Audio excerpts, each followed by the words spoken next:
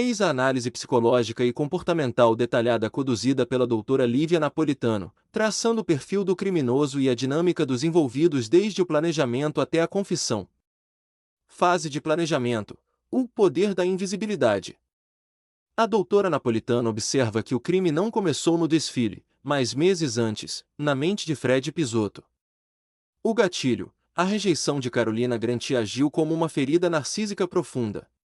Fred, sentindo-se diminuído por sua posição social, desenvolveu um mecanismo de compensação, a fantasia de onipotência. Comportamento. Ao escolher o uniforme de Gary como seu disfarce e ferramenta, Fred utilizou a invisibilidade social. Ele percebeu que as pessoas olham, mas não veem o trabalhador braçal. Isso permitiu que ele monitorasse os horários de Bruno e Viana sem levantar suspeitas. O evento no desfile, sadismo e exibicionismo. A escolha do dia da independência para o atentado revela um desejo de público máximo. Análise da doutora Lívia. Fred não queria apenas matar Bruno, ele queria interromper o Estado. A explosão do tanque foi uma metáfora para a destruição da força masculina e militar que ele invejava. O componente sádico. Fred estava presente. Ele assistiu à explosão. Para ele, o pânico da multidão era o aplauso que ele nunca recebeu na vida. A manipulação do triângulo militar. A doutora Napolitano destaca a frieza de Fred ao manipular o oficial Mário Viana. A dinâmica. Fred se aproximou de Viana como alguém inofensivo, alimentando a paranoia do oficial sobre o caso de Carolina com Bruno. O crime por procuração. Fred fez Viana acreditar que o veneno era uma ideia do próprio oficial. Psicologicamente, Fred agiu como um mestre de marionetes, descarregando a culpa moral em Viana enquanto mantinha o controle técnico da toxina. A queima de arquivo. Mário dos Santos. A morte do motorista do caminhão de lixo foi o ponto onde a doutora Lívia identificou a escalada psicopática. Comportamento. O assassinato de Mário dos Santos em sua própria casa mostra que Fred não tinha mais barreiras morais. O método, afogamento com a toxina, foi uma assinatura de controle total. Ele queria que a vítima soubesse exatamente quem a estava matando, quebrando a fachada de homem simples. O cenário final, o extermínio do ideal.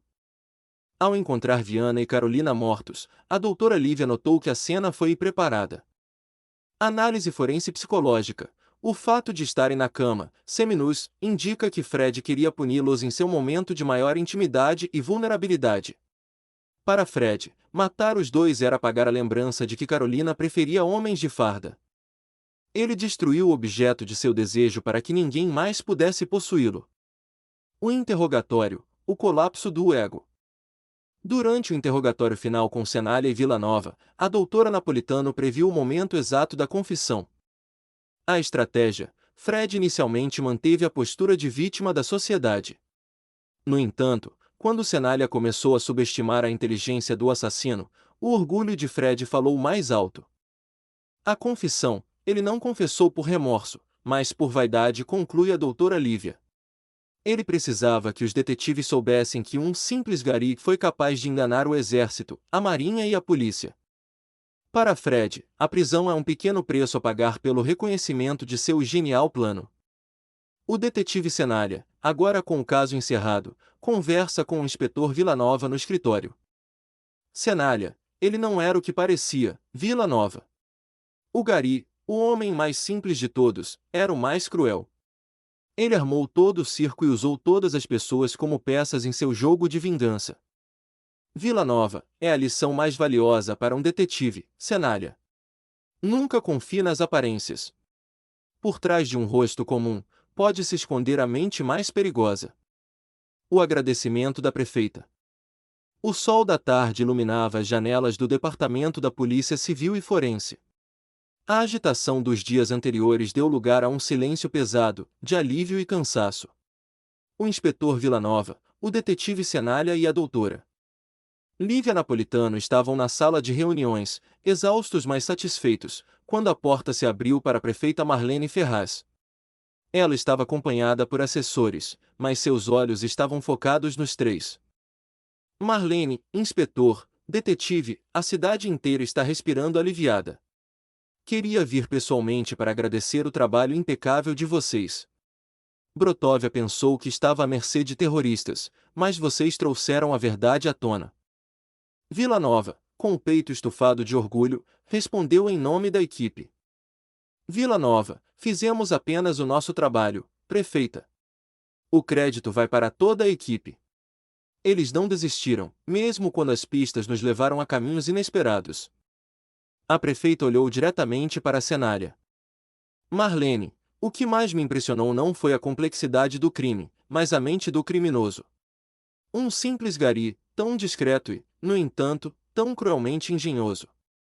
Você conseguiu desvendar isso, detetive. A cidade confia em você. Cenália assentiu, seu semblante sério. A lição do caso era profunda e ele sabia disso.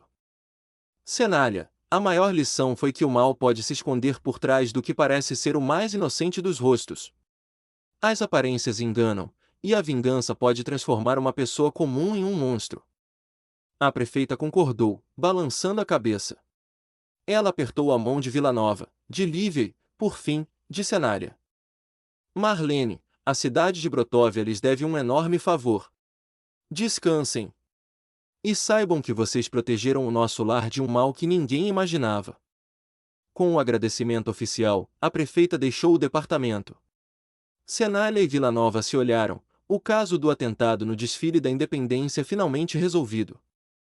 Por trás da tragédia, a equipe do DPCF havia restaurado a justiça, provando que, mesmo em meio ao caos, a verdade sempre viria à tona. DPCF, a reunião militar. O silêncio no DPCF foi quebrado pela chegada de dois homens em uniformes militares imponentes. O comandante do Exército, Nelson Pinheiro, e o comandante da Marinha, Augusto Tripolo, estavam de pé na entrada. A tensão entre os dois era palpável, mas o olhar de ambos era de luto e preocupação. Vila Nova e Cenália os recebem na sala de reuniões. Pinheiro, inspetor, detetive. Precisamos de respostas. O que aconteceu aqui não foi apenas um crime civil, foi uma desgraça para a honra do Exército. Mário Viana, ele era um dos meus melhores. O comandante da Marinha, Tripolo, um homem com um semblante duro, fala em seguida, a voz embargada. Tripolo, e a Marinha perdeu uma de suas oficiais mais promissoras. A noiva do oficial Correia. Eu quero a verdade. Eu quero saber o que aconteceu com a nossa oficial Carolina Granti. Cenália e Vila Nova se entreolham.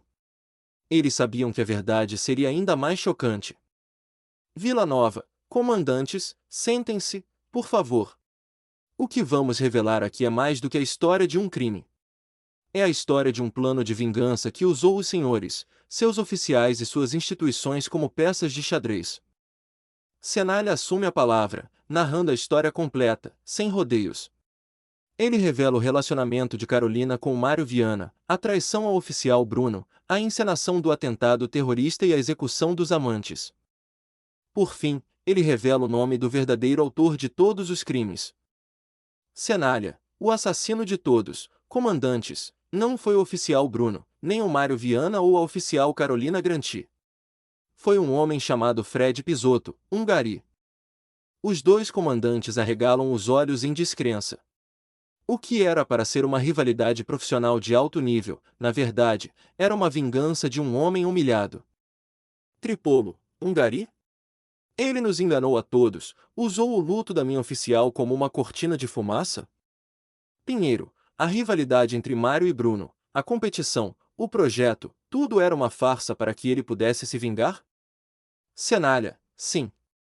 Fred Pisotto era o ex-namorado de Carolina, e ele sentiu-se humilhado quando ela o deixou por Bruno. O plano era se vingar de todos eles. Ele observou tudo dos bastidores, se passando por uma vítima e uma testemunha. A tensão entre os dois comandantes se desfez, substituída por um sentimento de decepção e constrangimento. A honra de suas instituições havia sido usada por uma mente criminosa por causa de um coração partido.